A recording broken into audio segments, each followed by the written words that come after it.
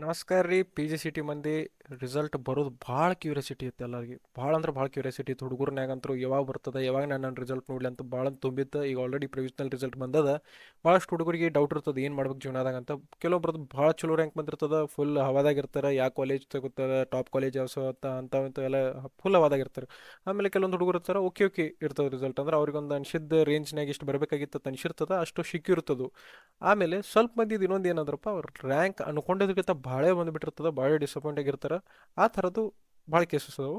ಅದಕ್ಕೆ ಭಾಳ ತಲೆ ಕೆಡ್ಸ್ಕೊಳಕ್ಕೆ ಹೋಗ್ಬೇಡ್ರಿ. ಈ ವಿಡಿಯೋದಾಗ ಫುಲ್ ಡೀಟೇಲ್ ಆಗಿ ಯಾವ ಹುಡುಗರಿಗೆ ಏನು ಮಾಡಬೇಕು, ಏನು ಮಾಡಿದ್ರೆ ನಮ್ಮ ಲೈಫ್ ಫ್ಯೂಚರ್ ಸೆಕ್ಯೂರ್ ಆಗ್ಬೋದು, ನಮ್ಮ ಲೈಫ್ ಸ್ಕೋಪ್ ಚಲೋ ಆಗ್ಬೋದು ಅಂತ ಅನ್ಸಂಗೆ ನನಗೆ ಅನ್ಸಿದ್ದ.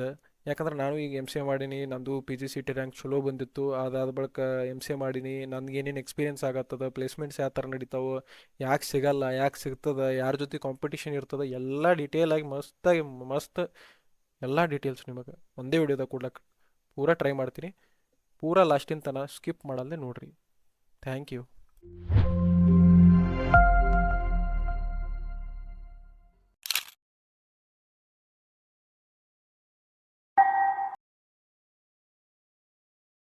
ಇನ್ನು ಫಸ್ಟ್ ನಾ ಮಾತಾಡೋದು ಯಾರ ಬಗ್ಗೆ ಅಂದ್ರೆ, ಯಾರು ರ್ಯಾಂಕ್ ಭಾಳ ಅನ್ಕೊಂಡಿದ್ರಿತ ಭಾಳ ಹೆಚ್ಚು ಬಂದವು. ಆಮೇಲೆ ಸೀಟ್ ಸಿಗು ಅದು ಭಾಳ ಡೌಟ್ ಅದ. ಯಾಕಂದ್ರೆ 5,000-6,000 ಮ್ಯಾಗ ಇಲ್ಲ 7,000-8,000 ಮ್ಯಾಗ ರ್ಯಾಂಕ್ ಬಂದವರಿಗೆ ಅಷ್ಟೇ ಟಾಪ್ ಕಾಲೇಜಸ್ ಸಿಗೋದು ಭಾಳ ಅಂದ್ರೆ ಭಾಳ ರೇರ್, ಸಿಗಲ್ಲ. ಮ್ಯಾನೇಜ್ಮೆಂಟ್ ಓದಿನಂದ್ರೆ ಫೀಸ್ ಭಾಳ ಇರ್ತದೆ, ಮನ್ಯಾಗ ತುಂಬಲ್ಲ. ಆಮೇಲೆ ಆರ್ಥಿಕ ಪರಿಸ್ಥಿತಿನೂ ಹಂಗೆ ಹಿಂಗೂ ಇರ್ಬೋದು. ಭಾಳಷ್ಟು ಮನ್ಯಾಗ ನಮ್ಮಂಗೆ ಪರಿಸ್ಥಿತಿ ಇರ್ತದೆ ರೀ, ಆರ್ಥಿಕದು ಎಲ್ಲದು. ಭಾಳ ರೊಕ್ಕ ಇರಲ್ಲ, ಮಿಡಲ್ ಕ್ಲಾಸ್ ಫ್ಯಾಮ್ಲಿನೂ.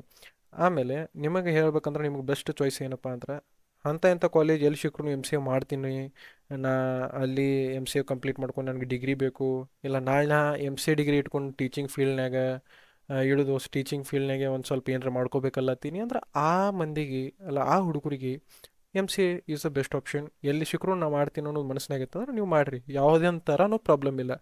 ಆದ್ರೆ ಪ್ಯಾರೆಂಟ್ಸ್ ಫೋರ್ಸ್ ಮಾಡತ್ತಾರ, ನನಗೆ ಮನ್ಸಿಗೆ ಇಲ್ಲ, ನನಗೆ ಇದ್ರಾಗ ಫ್ಯೂಚರೇ ನನಗೆ ಅನ್ಸಾತಿಲ್ಲ, ಯಾರೋ ಹೇಳತ್ತಾರ, ನಮ್ಮ ಅಣ್ಣ ಹೇಳ್ದ, ನಮ್ಮ ಕಾಕ ಹೇಳ್ದ, ನಮ್ಮ ಮಾಮ ಹೇಳ್ದ, ಅದಕ್ಕೆ ನಾ ಇದನ್ನು ಮಾಡತ್ತೀನಿ, ಭಾಳ ನನಗೆ ಖುಷಿ ಆಗತ್ತಿಲ್ಲ, ಖರೆ ಅವ್ರ ಖುಷಿ ಕಾಲಾಗ ನಾ ಮಾಡತ್ತೀನಿ ಅಂತ ಇತ್ತಂದ್ರೆ ಮನಸ್ಸಿನಾಗ ಒಟ್ಟ ಮಾಡಕ್ಕೆ ಹೋಗ್ಬೇಡ್ರಿ. ಈ ವಿಡಿಯೋ ಅವ್ರಿಗೆ ಕೂತ್ಕೊಂಡು ತೋರಿಸ್ರಿ ಏನೇನು ಪ್ರಾಬ್ಲಮ್ ಆತಾವತ್ತ ನೋಡ್ರಿ. ನಾ ಅಭ್ಯಾಸ್ನಾಗ ಅಟ್ಟೆ ಓಕೆ ಓಕೆ ಇದೀನಿ. ಆಮೇಲೆ ನಂದು ರ್ಯಾಂಕ್ ಬಂದಿತ್ತು 628. ನಾನು ಅಂಥ ಶಾನೆ ಅಲ್ಲ, ಏನೋ ಅಪ್ಪಿ 628 ರ್ಯಾಂಕ್ ಬಂತು. ಅದಾದ ಬಳಿಕ ನಾನು ಫುಲ್ ನನ್ನ ಮನಸ್ಸಿನಾಗ ಬಂದಿದ್ದೇನಪ್ಪ ಅಂದ್ರೆ, ನಾ ಟಾಪ್ ಕಾಲೇಜೇ ಬೇಕು ನನಗೆ, 628 ರ್ಯಾಂಕ್ ಬಂದ ನಾ ತೋಪ್, ಈ ಥರ ಫೀಲಿಂಗ್ಸ್ ಬರ್ತಾವೆ. ಇಲ್ಲ ನಲ್ಲ, ಇದು ಯೂಶ್ವಲಿ ಹ್ಯೂಮನ್ ಟೆಂಡೆನ್ಸಿ ಇದು ಥಿಂಕ್ ಮಾಡೋದು. ಅದಾದ ಬಳಿಕ ನಾ ಮಾಡಿದಿರಿ, ನಾ ಟಾಪ್ ಕಾಲೇಜ್ ಹಾಕಿದ್ದೆ. ಅವು R V, P S, B M S ಅವು ಸಿಗ್ತಿದ್ದಿಲ್ಲ ಬಿಡ್ರಿ 628ಗೆ. ಆದ್ರೂ ನನ್ನ ಟಾಪ್ ಪ್ರಯಾರಿಟಿ ಒಳಗೆ ಅವು ಇಟ್ಟಿದ್ದೆ. ಅದಾದ ಬಳಿಕ ನಾ ದಯಾನಂದ್ ಸಾಗರ್ ಇಟ್ಟಿದೆ. ಅದಾದ ಬಳಿಕ ನನಗೆ ಕೆಲವೊಬ್ರು ಹೇಳಿದ್ರು ದಯಾನಂದ್ ಸಾಗರ್ ಅಷ್ಟು ಸರಿ ಇಲ್ಲ, ಈಗ ಮೊದಲು ಭಾಳ ಚಲೋ ಇತ್ತು, ಈ ಮ್ಯಾನೇಜ್ಮೆಂಟ್ ಎಲ್ಲ ಚೇಂಜ್ ಆಗ್ಯದ, ಅದಕ್ಕೆ ಎಸ್ ಜೆ ಸಿ ಇಲ್ಲ ಜೆ ಎಸ್ ಎಸ್ ಟ್ರೈ ಮಾಡೋ, ಭಾರಿ ಕಾಲೇಜ್ ಅದ, ಎನ್ವೈರ್ಮೆಂಟು ಭಾರಿ ಇತ್ತು ತಂದರು. ಒಂದು ಥರದ್ದು ಅವ್ರದ್ದು ಹೇಳಿದ್ದು ಕರೆಕ್ಟ್. ಯಾಕಂದ್ರೆ ಇಲ್ಲಿ ಎನ್ವೈರ್ಮೆಂಟ್ ಮಾತ್ರ ನಂಬರ್ ಒನ್, ಏಕ್ ನಂಬರ್ ಐತಿ. ಆಮೇಲೆ hostel food compare to Bengaluru food ನೋಡಿದ್ರೆ ದೇವ್ರಿ.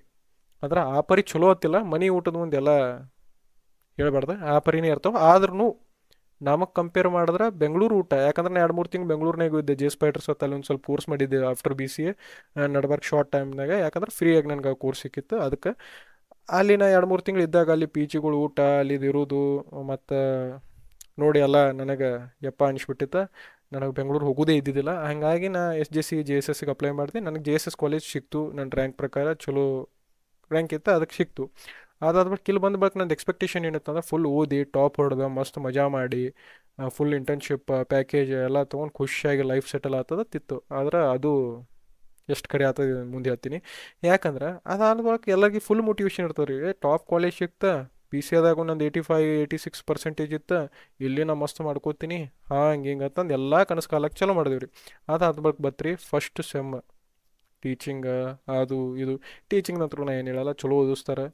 ಯಾಕಂದ್ರೆ ಇದು ಪಿ ಜಿ ಆದದ್ದು ರಿಲೇಟೆಡ್ ಆ ಕಾರಣ, ಅದು ಭಾಳ ಡೆಪ್ತ್ನ್ಯಾಗ ಹೋಗಿ ನಿಮಗೆ ಬರ ಹೇಳಂತರೂ ಓದ್ಸೋಕ್ಕಾಗಲ್ಲ.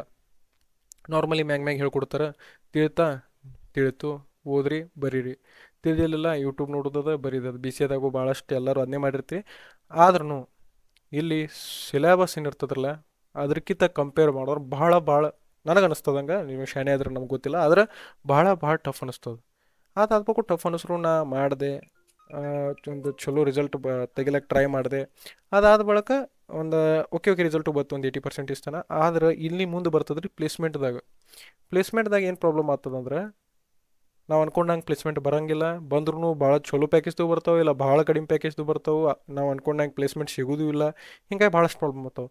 ಅದಕ್ಕೆ ನೀವು ಎಲ್ಲ ತಲೆಯಾಗಿ ಇಟ್ಕೊಳಕ್ಕೆ ಹೋಗ್ಬೇಡ್ರಿ ಕಿ ನನಗೆ ಟಾಪ್ ಕಾಲೇಜ್ ಸಿಗಲಿಲ್ಲ, ನಾ ಹೆಂಗೆ ಮಾಡಲಿ. ಇಲ್ಲಿ ಬಂದ ಬಳಕು ಕಾಂಪಿಟೇಷನ್ ಭಾಳ ಹೆವಿ ಇರ್ತದೆ. ನಮ್ಮ ಕಾಲೇಜ್ನಾಗ 120 ಸ್ಟೂಡೆಂಟ್ಸ್ ಅದೀವಿ. 120ರಾಗ ಏನಾದರೂ ಒಬ್ರದ್ದು ಫುಲ್ ಟೈಮ್ ಜಾಬ್ ಆಗಿಲ್ಲ. ಈಗ ಮೊನ್ನೆ ಒಬ್ರದ್ದು ಆಗೈತೋ ಇಲ್ಲೋ ನಮ್ಗೆ ಡೌಟ್. ಆದ್ರೂ ನನಗೆ ಏನಾದರೂ ಕನ್ಫರ್ಮೇಷನ್ ಇಲ್ಲ ಆಗ್ಯದ ಇಲ್ಲ ಅಂತಂದು. ಆಮೇಲೆ ಕಾಂಪಿಟೇಷನ್ ಹೆವಿ ಇರ್ತದೆ. ಇಂಜಿನಿಯರಿಂಗ್ದವ್ರ ಜೊತೆ ಕಾಂಪೀಟ್ ಮಾಡಿ ಅವ್ರಿಗಿಂತ ಶಾಣೆ ದಿನ ತೋರಿಸ್ಕೊಂಡು ಆಮೇಲೆ ನಿಮ್ದು ಏನಾರ ಚಲೋ ಆಯ್ತು ಅಂದ್ರೆ ಆಯಿತು, ಇಲ್ಲ ಅಂದ್ರೆ ಇಲ್ಲ. ಹಿಂಗಾಗಿ ಪ್ರಾಬ್ಲಮ್ ಭಾಳ ಆಗ್ತಾವೆ. ಅದಕ್ಕೆ ನೀವೇನು ತಲೆ ಕೆಡ್ಸ್ಕೊಳಕ್ಕೆ ಹೋಗ್ಬೇಡ್ರಿ. ರ್ಯಾಂಕ್ ನಂದು ಕಡಿಮೆ ಬಂದದ, ನಾ ಹೆಂಗೆ ಮಾಡಲಿ, ಹಂಗೆ ಹಿಂಗೆ ಅಂತ ಭಾಳಷ್ಟು ಆಪ್ಷನ್ ಅದಾವೆ. ಇನ್ನು ಆಪ್ಷನ್ ಯಾವಪ್ಪ ಅಂದ್ರೆ ನಿಮಗೆ ಒಂದೇ ಏನಂದ್ರೆ ಕೋರ್ಸಸ್ ಸಿಗ್ತಾವೆ. ಎಂಥವು ಅಂದ್ರೆ ಜೆ ಸ್ಪೈಡ್ರ್, ಪೈ ಸ್ಪೈಡರ್, ಇಂಥವೆಲ್ಲ ಪ್ರಮೋಷನ್ ಆತಲ್ಲ, ಪ್ರಮೋಷನ್ ಮಾಡಿ ಇಲ್ಲ ಓಕೆ. ಆದರೂ ಅಂಥ ಕೋರ್ಸ್ ನಿಮಗೆ ಸಿಗ್ತಾವೆ. ಅಲ್ಲಿ ನಿಮಗೆ ಸಿಂಗಲ್ ನಿಮಗೆ ಯಾವ ಟಾಪಿಕ್ ಬೇಕಲ್ಲ ಆ ಟಾಪಿಕ್ ಮ್ಯಾಗೆ ಪ್ರೆಷರ್ ಹಾಕಿ ಫೋಕಸ್ ಮಾಡಿಸಿ ಅದನ್ನೇ ಮಾಡಿಸ್ತಾರೆ. ಎಕ್ಸಾಂಪಲ್ ನಿಂಗೆ ನಾನು ಪೈಥಾನ್ದಾಗ ಇಂಟ್ರೆಸ್ಟ್ ಐತಿ, ನನಗೆ ಪೈಥಾನ್ ಫುಲ್ ಸ್ಟ್ಯಾಕ್ ಡೆವಲಪರ್ ಆಗೋದೈತಿ, ಇಲ್ಲ ಡೇಟಾ ಸೈನ್ಸಿಗೆ ಹೋಗೋದೈತಿ ಅಂದ್ರೆ ಆ ರಿಲೇಟೆಡೇ ಕೋರ್ಸ್ ಮಾಡಿಸ್ತಾರೆ. ಪರ್ಟಿಕ್ಯುಲರ್ಲಿ ಅದೇ ನಿಮ್ಗೆ ಪೂರಾ ಎಲ್ಲ ಸಬ್ಜೆಕ್ಟ್ ಒಂದು 10 ಸಬ್ಜೆಕ್ಟ್ ಇಟ್ಕೊಂಡು ಎಲ್ಲದ್ರಾಗ ನೀ ಇಟ್ಟೆ ಮಾರ್ಕ್ಸ್ ತೊಗೋಬೇಕು, ಪಾಸ್ ಆಗಬೇಕು, ನಿನಗೆ ಎಲಿಜಿಬಿಲಿಟಿ ಕೊಡಲ್ಲ, ಇದೇನು ಚೆಂಡೂ ಟೆನ್ಷನ್ ಇರಲ್ರಿ ಅಲ್ಲಿ. ಹಿಂಗೆ ಮಾಡ್ಬೋದು. ಆಮೇಲೆ ಅಲ್ಲಿ ನಿಮಗೆ ಜಾಬ್ ಆಪರ್ಚುನಿಟಿನೂ ಕಂಪೇರ್ ಟು ನಮ್ಮ ಕಾಲೇಜ್ಗಿಂತ ಚಲೋನೇ ಸಿಗ್ತಾವೆ ಅನ್ಬೇಕು. ಯಾಕಂದ್ರೆ ಈಗ ಆಲ್ಮೋಸ್ಟ್ ನನ್ನ ಫ್ರೆಂಡ್ಸ್ ಫ್ರೀ ಸಿಕ್ಕಿತ್ತು ನಮಗೆ ಇನ್ಕ್ಯುಬೇಷನ್ ಅಂತಂದು ಅವ್ರದ್ದೇ ಆಫರ್ ಸಿಕ್ಕಿತ್ತು ಜೆ ಸ್ಪೈಡ್ರದವ್ರದ್ದು. ಅಲ್ಲಿ ಮಾಡಿದ್ರೆ ಚಲೋ ಓದಿಸ್ತಾರೆ ರೀ, ಏನೂ ಅಡ್ಡಿಯಿಲ್ಲ. ನನಗಂತೂ ಮಸ್ತ್ ಅನ್ಸಿತ್ತಲ್ಲಿ.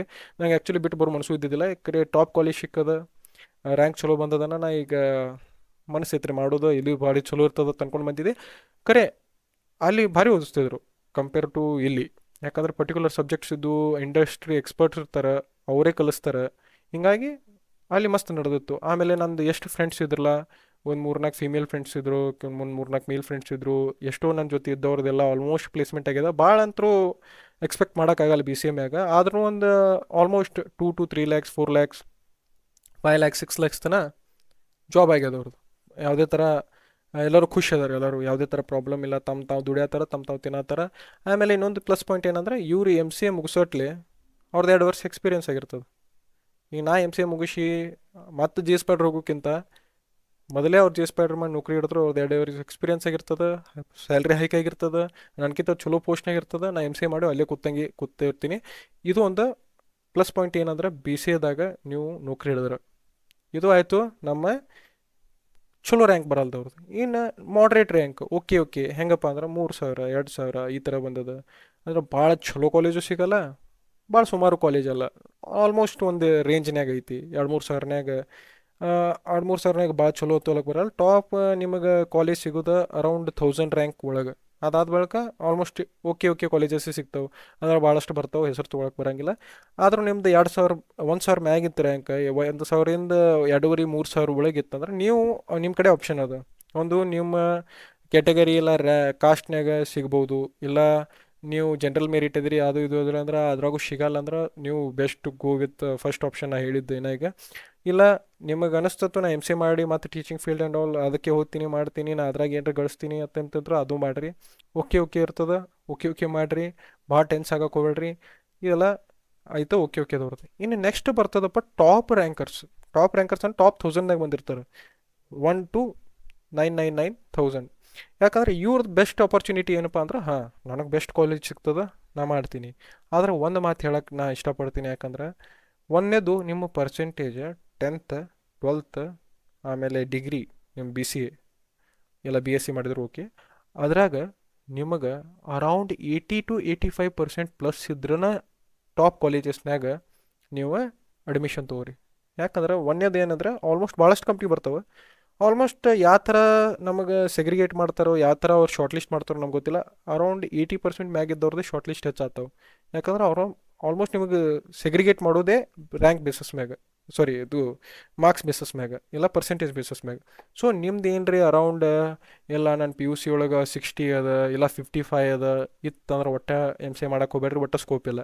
ಯಾಕಂದ್ರೆ ಮಿನಿಮಮ್ ಇಲ್ಲಿ ಎಕ್ಸ್ಪೆಕ್ಟ್ ಮಾಡೋದು ನಿಮಗೆ 60% ಆ್ಯಂಡ್ ಅಬವ್ ಮಿನಿಮಮ್.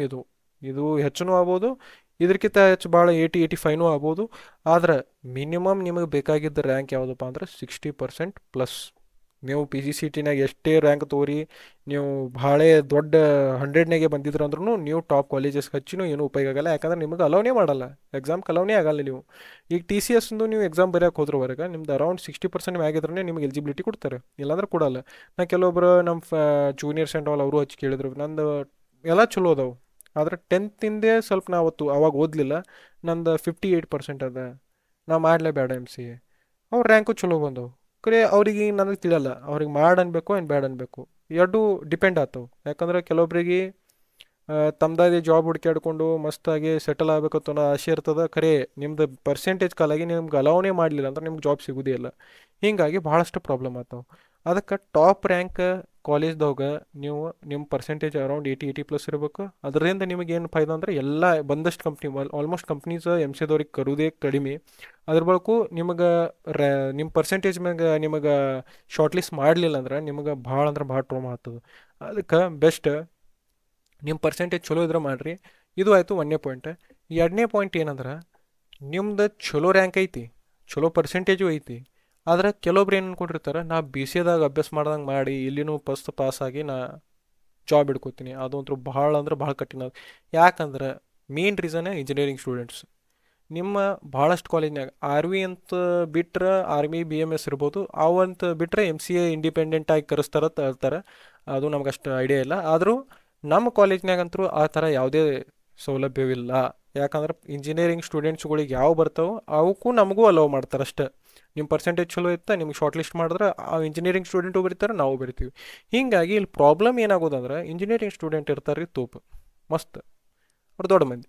ಆಮೇಲೆ ನಾವು ಎಮ್ ಸಿ ಎದವ್ರು ಸಣ್ಣ ಮಂದಿ ಅಂತ ನಾ ಹೇಳತ್ತಿಲ್ಲ, ಅವ್ರು ಅನ್ಕೋತಾರೆ ಬಂದವ್ರು ಇಂಟರ್ವ್ಯೂ ಅವ್ರದವ್ರು. ಅವ್ರ ಜೊತೆ ಕಾಂಪೀಟ್ ಮಾಡಿ ಅವ್ರಿಗೆ ನೀವು ಟ್ಯಾಕಲ್ ಮಾಡಿ, ನಾ ಅವ್ರಿಗಿಂತ ಚಲೋ ಅದಿನತ್ತು ಔಟ್ಸ್ಟ್ಯಾಂಡಿಂಗ್ ಅದಿನ ತೋರಿಸ್ಕೊಂಡು ನಿಮ್ಮ ಕಡೆ ಮಸ್ತ್ ಸ್ಕಿಲ್ಸ್ ಬೆಂಕಿ ಇದ್ರಿ ಅಂದ್ರೆ ಅಷ್ಟೇ ಜಾಬ್ ಸಿಗ್ತಾವೆ.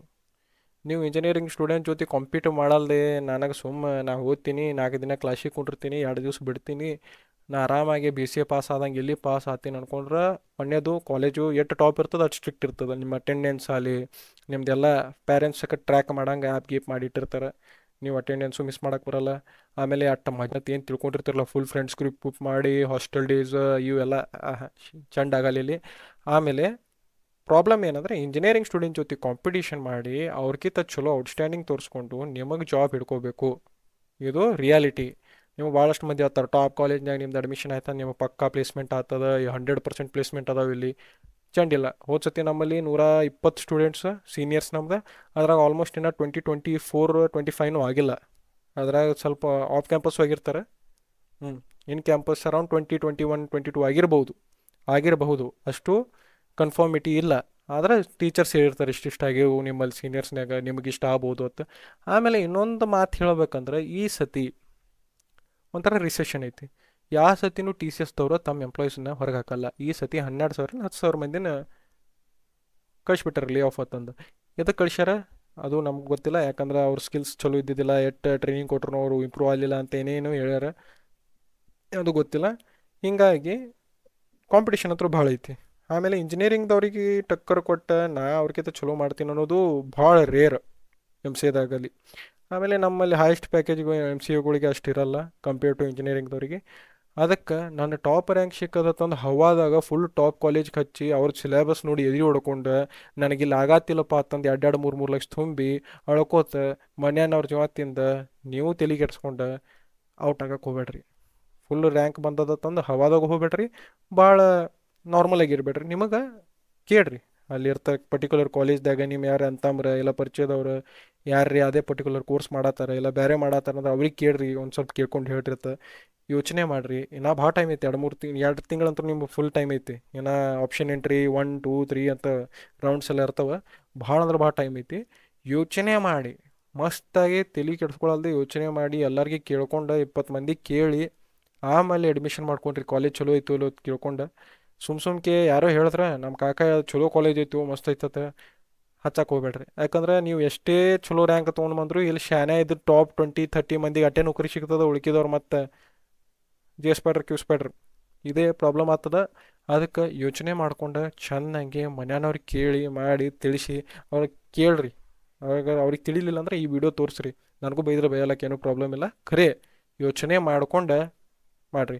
ಆಮೇಲೆ ಈ ಚಾನಲ್ ಸಬ್ಸ್ಕ್ರೈಬ್ ಮಾಡಿರಿ, ಶೇರ್ ಮಾಡಿರಿ, ಲೈಕ್ ಮಾಡಿರಿ. ಯಾಕಂದರೆ ಇದು ಬರೀ just not related to P G C T video ಮಾಡತ್ತೀನಿ, ಅದ್ರ ಬಗ್ಗೆ ನಾವು ಕಾಲೇಜ್ಗೆ ಹೋದ್ರೆ ಏನೂ ಯೂಸ್ ಆಗಲ್ಲ ಅಂತ ಏನಿಲ್ಲ. ನಾ ಕಾಲೇಜ್ ರಿಲೇಟೆಡ್ಡು ನನ್ನ ಸಬ್ಜೆಕ್ಟ್ಸ್, ನನ್ನ ಪ್ಲೇಸ್ಮೆಂಟ್ಸ್, ಇಂಟರ್ನ್ಶಿಪ್ಸ್ ಎಲ್ಲನೂ ಚೆನ್ನಾಗಿ ಡೀಟೇಲ್ಡಾಗಿ ಹೇಳ್ಕೋತಿರ್ತೀನಿ. ನೀವು ಒಟ್ಟೆ ತಲೆ ಕೆಡಿಸ್ಕೊಳಕ್ಕೆ ಹೋಗ್ಬೇಡ್ರಿ. ಪೂರಾ MCA ಮುಗಿತಾನ ಇಲ್ಲ MBA ಮುಗಿತಾನ ನಾ ನಿಮ್ಮ ಸಂಗಾಟ ಮಸ್ತಾಗಿ ಇಂಥವೆಲ್ಲ ಹೇಳ್ಕೊತ ನಿಮಗೆ ಇಂಪಾರ್ಟೆಂಟ್ ಪಾಯಿಂಟ್ಸ್ ನಿಮ್ಮ ಜೊತೆ ಇರ್ತೀನಿ. ಅದಕ್ಕೆ ಸಬ್ಸ್ಕ್ರೈಬ್ ಮಾಡೋದು ಮತ್ತು ಲೈಕ್ ಶೇರ್ ಮಾಡೋದು ನೆನಪು ಹರಕ್ಕೆ ಹೋಗ್ಬೇಡ್ರಿ. ಆದಷ್ಟು ಇದನ್ನು ಶೇರ್ ಮಾಡಿರಿ, ಚಾನಲ್ ಬೆಳೆಸ್ರಿ, ಹೊಸದದ. Thank you. ನಮ್ಮ ಅಂತಂಬ್ರ ತಿಳ್ಕೊಂಡು ಹೇಳತ್ತೀನಿ.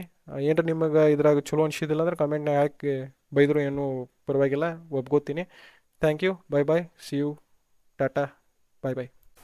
ಹಾಗೆ ಈ ಚಾನಲ್ ಮ್ಯಾಗ ನಾ ರ್ಯಾಂಕ್ ವೈಸ್ ಆಮೇಲೆ ಕಾಸ್ಟ್ ವೈಸ್ ಕ್ಯಾಟಗರಿ ವೈಸ್ ರ್ಯಾಂಕ್ಸ್ನೂ ಹಾಕೊಂಡಿನಿ ಪ್ರತಿಯೊಂದು ಕಾಲೇಜ್ದು. ಅದಕ್ಕೆ ಸಬ್ಸ್ಕ್ರೈಬ್ ಮಾಡಿರಿ ನಿಮಗೆ ಅವೆಲ್ಲ ಈಸಿಲಿ ಅವೈಲೇಬಲ್ ಸಿಗ್ತಾವೆ. Thank you.